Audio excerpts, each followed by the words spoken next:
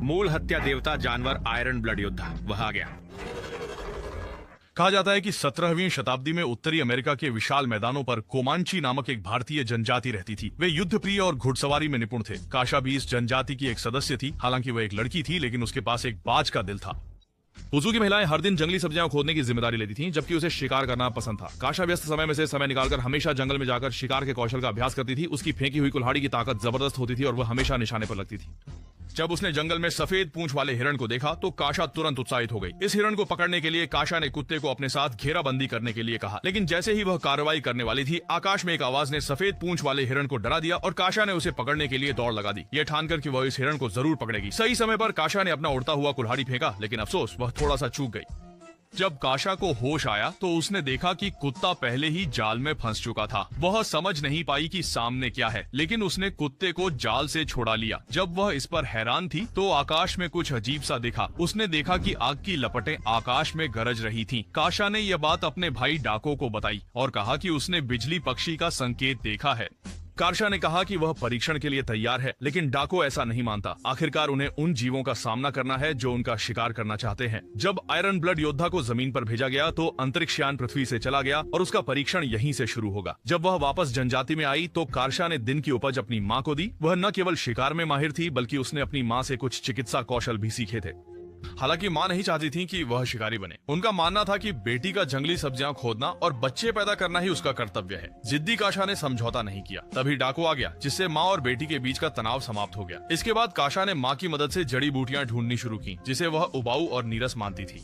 कभी नहीं सोचा था कि कबीले के लोग एक शेर का शिकार कर रहे हैं। यह खबर सुनते ही काशा तुरंत सतर्क हो गई। कबीले के लोग जंगल में शिकार के निशान खोजने लगे। अचानक की आवाज ने आदमी को पीछे की ओर सतर्क कर दिया। इसके बाद काशा बाहर आ गई। डाको ने यह देखकर जल्दी से कुछ अच्छी बातें कह दी। डाको को शर्मिंदा न करने के लिए काशा ने ठान लिया कि वह इस शेर का शिकार जरूर करेगी।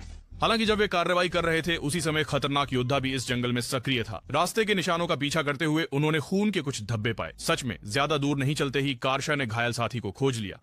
घाव को देखकर यह स्पष्ट है कि यह शेर के पंजे से घायल हुआ है। काशा ने जल्दी से साथी का इलाज करने के लिए जड़ी बूटियों का उपयोग किया, जबकि अन्य लोग स्ट्रेचर बनाने लगे। पलक झपकते ही अंधेरा हो गया। भाई ने शिकार जारी रखने की बात कही, लेकिन काशा ने अपनी चिंता व्यक्त की। क्यों शेर ने इंसान को नहीं मारा? ऐसा लगता है कि कुछ चीज ने शेर को डरा दिया, जिससे वह अपने घोंसले से चला गया। डाके ने इसे दिल पर नहीं लिया, बस यही सोचा कि यह एक शेर ही है। कियाशा और जुरन ने मिलकर घायल को पहाड़ से नीचे ले जाने की कोशिश की, लेकिन आधे रास्ते में उसने कुछ असामान्य देखा।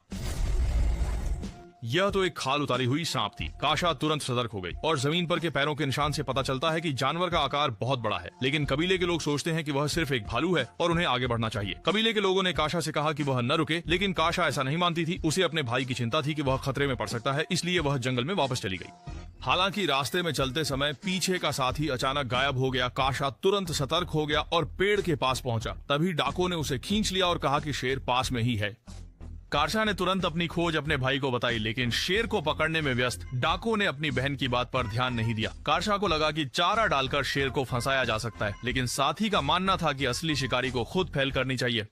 जब दोनों के बीच मतभेद हुआ तो डाको ने पहले अपनी बहन के तरीके को आजमाने का फैसला किया। जमीन पर चारा रखने के बाद काशा और साथी पहले पेड़ पर चढ़ गए। भाई ने काशा को डराते हुए कहा कि शेर उसका मांस फाड़ देगा और उसकी हड्डियों को चबा देगा। परिणाम स्वरूप अगले ही पल काशा डर गया। जब उसे होश आया तो शेर ने साथी को मार डाला था और तुरंत ही पेड़ पर चढ़ गया। काशा ने भाला उठाया और शेर के सामने खड़ा हो गया। इस समय वह पीछे हटने का कोई रास्ता नहीं था। तभी अंधेरे में एक दहाड़ ने काशा को गिरा दिया।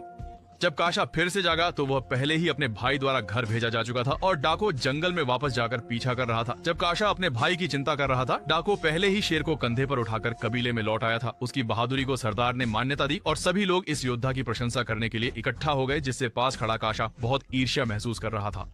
हालांकि उसे लगता है कि जंगल में और भी कुछ है और वह चाहता है कि उसका भाई इस पर ध्यान दे, लेकिन डाको इसे गंभीरता से नहीं लेता। काशा हार मानने को तैयार नहीं है, भले ही उसका भाई मदद न करे। उसने फिर भी जंगल में लौटने का फैसला किया। डाको को लगता है कि उसकी बहन निश्चित रूप से निराशा के कारण गुस्से में ऐसा कह रही है।